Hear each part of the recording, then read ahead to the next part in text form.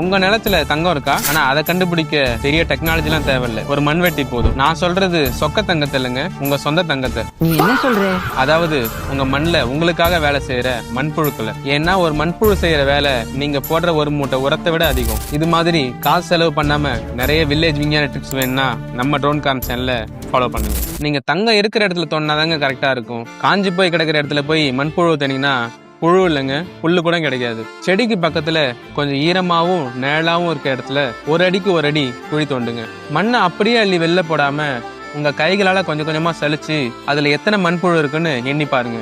உங்க கணக்குல ஒரு 10க்கும் மேற்பட்ட மண்புழுக்கள் தென்பட்டுச்சுன்னா உங்க நிலத்துல நீங்க வேலைக்கு வைக்காத லட்சக்கணக்கான பேரு உங்களுக்காக வேலை செஞ்சுட்டு இருக்காங்க. இங்கதான் ஒரு ட்ரிக். இதை நீங்க மதிய உச்சி வெயில்ல பண்ணீங்கன்னா உங்களுக்கு புழுக்களே தென்படாது. ஏன்னா அது குளிர்ச்சியை தேடி பூமிக்கு அடியில போயிருக்கும். அதனால இதை காலையில ஒரு 10 மணிக்கு முன்னாடி பண்றது பெட்டர். சப்போஸ் புழுக்கள் கம்மியா இருந்தா பயந்து போய் நிறைய கெமிக்கல் உரத்தை கொட்டாதீங்க. அது இருக்கிற 4 புழுவையும் சாகடிச்சிடும்.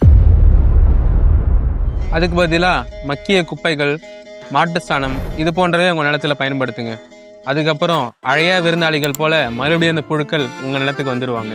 இந்த டெஸ்ட்டை இன்னைக்கே பண்ணி பார்த்துட்டு உங்க கோயில எத்தனை புழு இருந்ததுன்னு கமெண்ட்ல சொல்லுங்க.